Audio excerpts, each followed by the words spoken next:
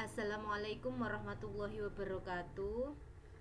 Kita masuk kembali ke materi yang baru, yaitu tentang dinamika gaya. Ada beberapa submateri yang kita pelajari. Jadi untuk pertemuan kali ini langsung saya jadikan satu pertemuan, yaitu mengenai tentang jenis gaya dan juga hukum Newton. Langsung saja untuk dinamika gaya. Itu yang pertama kita bahas tentang besaran yang disebut dengan gaya. Di kehidupan sehari-hari mungkin kalian sudah sering mendengar istilah tentang gaya. Tetapi di fisika itu kita bisa mempelajari lebih lanjut apa sih gaya itu. Di jenjang SMP kalian juga pernah belajar tentang gaya. Kita ingatkan kembali materi gaya tersebut. Nah, di sini gaya itu adalah tarikan atau dorongan. Jadi ketika kita menarik sebuah benda atau mendorong sebuah benda, berarti di sini kita memberikan gaya pada benda tersebut. Kemudian gaya dapat mengakibatkan benda itu bergerak atau berubah bentuknya. Misalkan benda itu bergerak, contohnya ketika kita mendorong meja misalkan, maka di sini benda atau meja itu akan bergerak akibat dorongan tangan kita. Sedangkan gaya dapat merubah bentuk sebuah benda, contohnya misalkan plastisin. Ketika kalian menekan plastisin, itu berarti kalian memberikan gaya pada plastisin. Maka ketika kita lihat bentuk dari plastisin itu menjadi berubah atau berbeda dari sebelumnya. Jadi dalam hal ini gaya itu bisa merubah bentuk benda. Terus kemudian gaya terdiri dari gaya sentuh dan juga gaya tak sentuh. Yang pertama, gaya sentuh adalah gaya yang terjadi akibat dua benda yang bersentuhan. Seperti tadi adalah gaya dorong, atau mungkin gaya tarik, atau juga mungkin gaya pegas. Gaya otot ya. Kalau yang pegas itu biasanya ada di ketika mungkin seorang pemanah akan melepaskan busur panah. Nah, itu juga di sini termasuk gaya sentuh. Sedangkan gaya tak sentuh adalah gaya yang dapat terjadi walaupun dua benda itu tidak bersentuhan, seperti gaya magnet, gaya gravitasi. Jadi kalau misalkan kalian perhatikan, misalkan gaya gravitasi, ketika ada sebuah mangga misalkan jatuh dari dahannya, nah itu kan akibat si mangga itu dia akan jatuh ke bawah. Kenapa kok jatuh ke bawah? Itu kan ada gaya gravitasi bumi, sehingga di sini itu gaya gravitasi itu menarik mangga itu sehingga dia menuju ke bumi. Nah, berarti padahal mereka kan tidak bersentuhan, tetapi di sini bumi itu memberikan gravitasi pada mangga. Jadi itu adalah contoh gaya tak sentuh. Terus selanjutnya langsung adalah penjumlahan gaya. Gaya itu seperti yang sudah kita pelajari di materi besaran dan satuan, itu termasuk besaran vektor. Jadi selain dia punya nilai, gaya itu juga punya arah. Jadi arah dari gaya itu akan mempengaruhi besar dari gaya itu sendiri. Nah, untuk menjumlahkan gaya itu disebut resultan gaya. Berarti kita menggunakan aturan penjumlahan vektor. Kalau misalkan vektor itu searah, maka berarti tinggal menjumlahkan. Tetapi kalau vektor itu berlawanan arah, berarti di sini kita kurangi. Gaya dapat dijelaskan sebagai berikut. Yang pertama, gaya dapat digambarkan sebagai anak panah, karena kemarin kita menggambarkan sebuah vektor itu dengan anak panah. Yang panjang anak panah menyatakan besarnya gaya dan ujung anak panah menyatakan arah gaya. Kemudian dua gaya atau lebih yang bekerja pada sebuah benda dapat diganti oleh satu gaya atau yang disebut dengan resultan gaya atau resultan vektor. Kalau kemarin dua gaya yang segaris kerja dan searah resultannya itu dijumlahkan, jadi jumlah gaya tersebut. Sedangkan yang berlawanan arah, maka resultannya itu yang besar dikurangi yang kecil. Terus gaya-gaya segaris kerja dapat dijumlahkan secara aljabar. Dan yang terakhir, dua gaya yang besarnya sama dan arahnya berlawanan, resultan gayanya sama dengan 0. Gaya yang demikian dikatakan dalam keadaan kesetimbangan. Jadi kalau misalkan ada gaya ke kanan sebesar 5 Newton dan ke kiri itu juga 5 Newton, maka di sini resultannya ada 0. Kemudian selanjutnya, nah di sini saya akan memberikan beberapa contoh jenis-jenis gaya. Tidak semuanya, beberapa saja yang mungkin sering digunakan di pembahasan untuk dinamika gaya ini. Yaitu yang pertama adalah gaya berat. Di sini kita boleh hanya menyebutkan berat saja, seperti yang sudah saya singgung.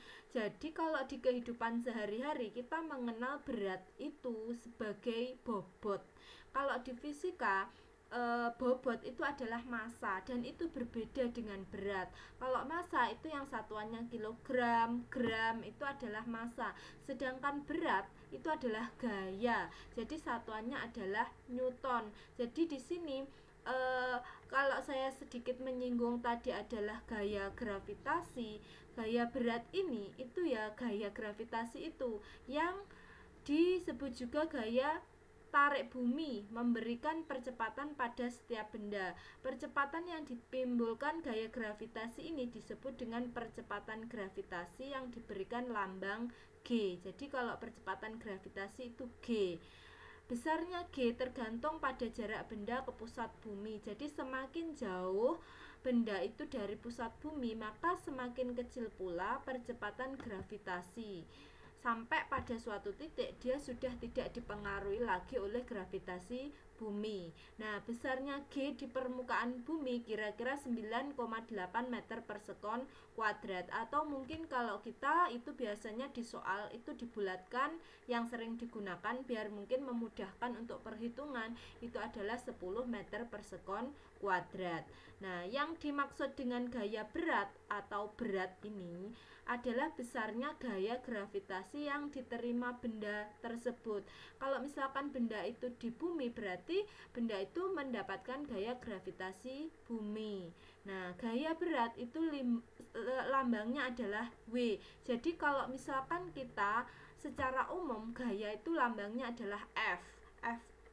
Nah, kalau khusus untuk gaya berat itu lambangnya adalah W, di mana W itu dapat dicari menggunakan persamaan M dikalikan G. M itu massa, G itu percepatan gravitasi. Jadi ini, di mana W itu gaya berat, satuannya kilogram meter per sekon kuadrat, atau biasanya disimbolkan dengan Newton. Lambangnya adalah N. Jadi gaya itu satuannya Newton, maka gaya berat pun juga satuannya adalah Newton. Terus kemudian yang selanjutnya itu ada gaya normal. Nah, jika kita menempatkan sebuah balok di atas meja, ternyata balok itu langsung diam. Kita tahu bahwa balok memiliki gaya berat W. Apabila gaya yang bekerja pada balok itu hanya gaya berat W, tentu balok itu akan jatuh. Tidak jatuhnya balok tentu karena gaya lain yang mengimbangi gaya berat W. Jadi kalau misalkan ada gaya berat arahnya ke bawah atau menuju ke pusat bumi, maka di sini sebuah benda itu kalau diam di atas meja mesti ada gaya yang mengimbangi gaya ke bawah tadi. Nah, gaya apa itu? Ya, ini adalah gaya yang berasal dari permukaan meja yang arahnya tegak lurus bidang kerja. Gaya ini yang disebut dengan gaya normal. Jadi yang mengimbangi gaya berat tadi, sehingga benda yang berada di atas meja itu tidak jatuh, itu disebut dengan gaya normal. Jika bidang kontak miring, maka arah gaya normal juga miring ke atas tegak lurus bidang kerja. Jadi gaya normal itu arahnya selalu tegak lurus bidang kerja. Baik itu miring maupun dia lurus, maka dia selalu tegak lurus. Gambarnya seperti ini. Jadi kalau misalkan ini kita lihat gambar yang atas, di atas meja itu diberikan benda. Kalau misalkan benda itu berada di bumi, maka dia pasti akan mendapatkan gaya berat atau gaya gravitasi bumi yang arahnya ke bawah ini, W ini.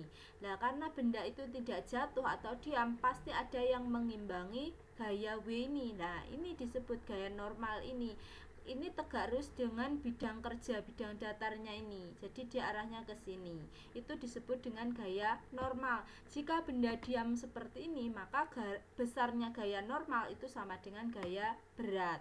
Nah, ini seperti ini gambarnya. Terus bagaimana kalau bidang miring? Berarti seperti ini. Gaya berat itu tetap arahnya. Jadi selalu dia menuju ke pusat bumi. Berarti kalau digambarkan dia arahnya ke bawah ini. Sedangkan gaya normal mengikuti bidangnya. Bidangnya kan miring. Berarti dia tegak lurusnya ke sana.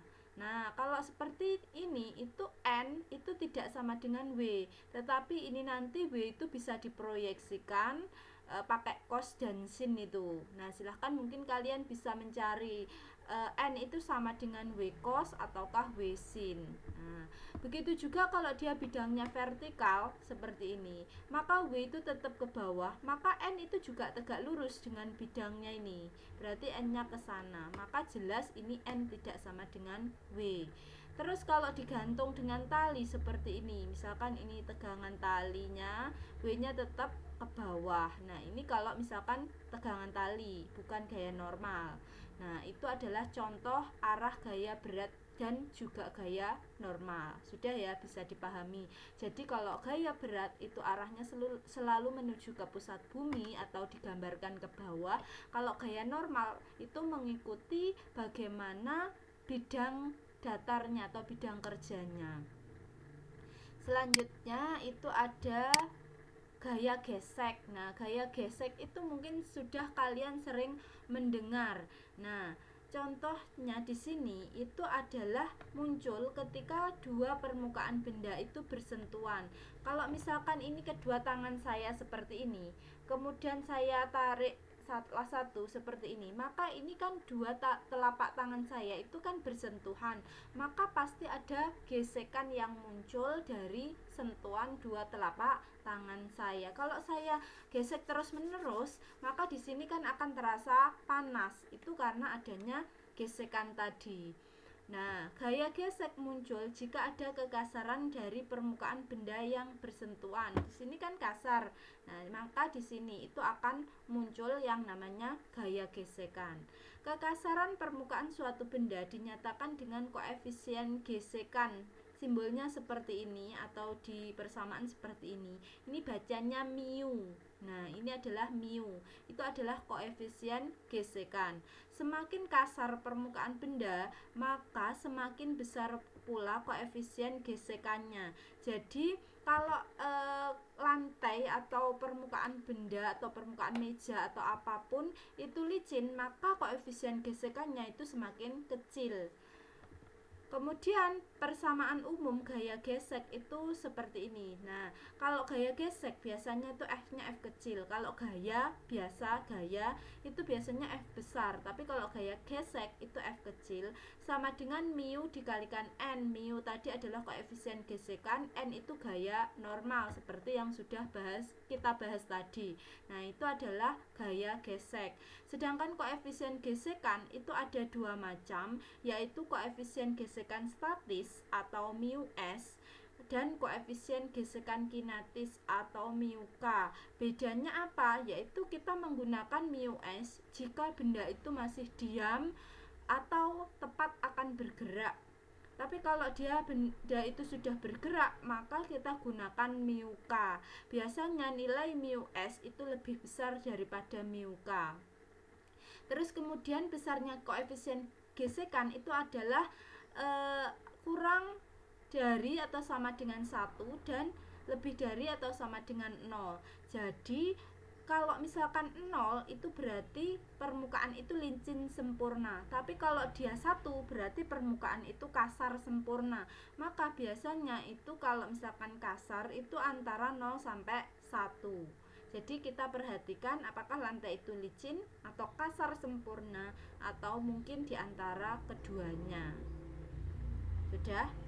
Kemudian contohnya misalkan, nah di sini orang itu terpeleset, maka di situ kan akibat dari lantai itu licin. Jadi kalau lantai licin itu akan mengakibatkan orang yang berjalan itu menjadi terpeleset karena tidak ada gesekan yang menghambat pergerakan benda itu atau sentuhan antara kaki dan juga lantai. Jadi gaya gesek itu juga ada manfaatnya, yaitu agar kita tidak terpeleset ketika berjalan.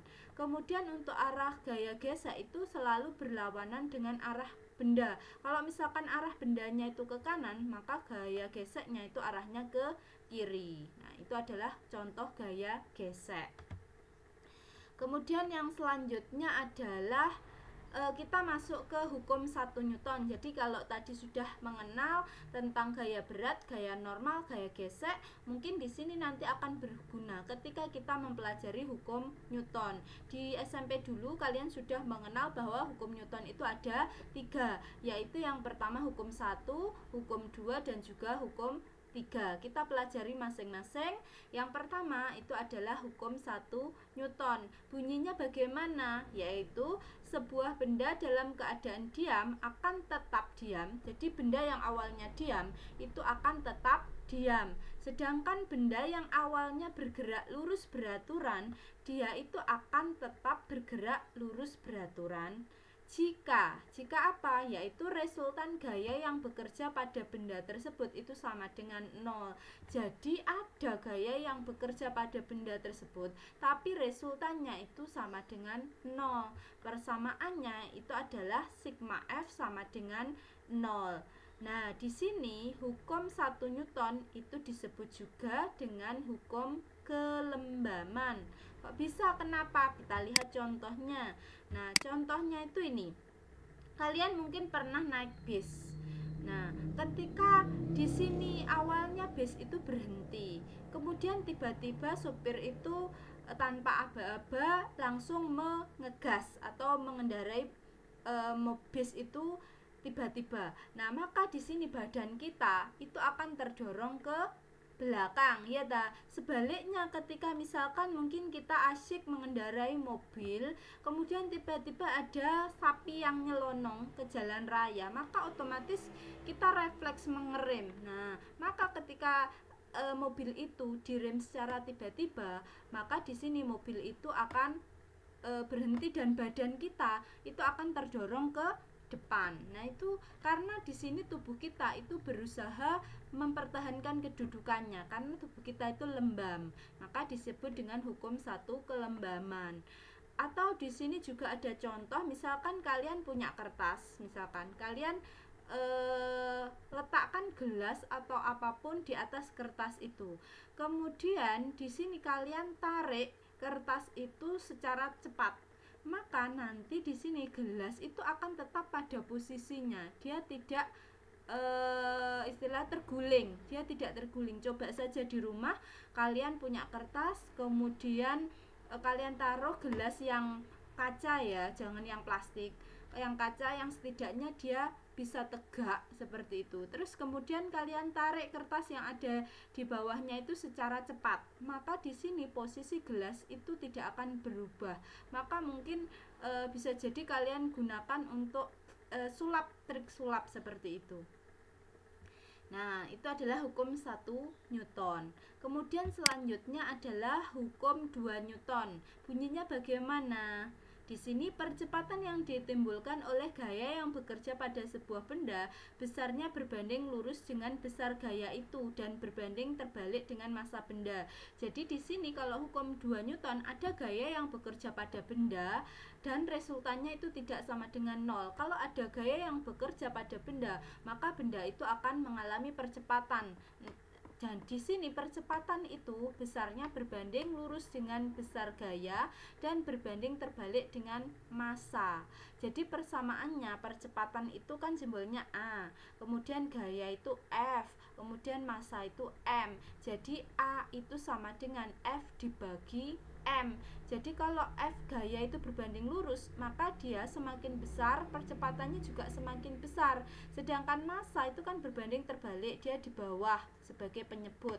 Jika nilai massa itu semakin besar, maka percepatannya itu semakin kecil. Nah, kalau diubah menjadi persamaannya seperti ini. Jadi F itu sama dengan M dikalikan A. Jika gaya yang bekerja itu lebih dari 1, maka kita pakai resultan gaya atau sigma F.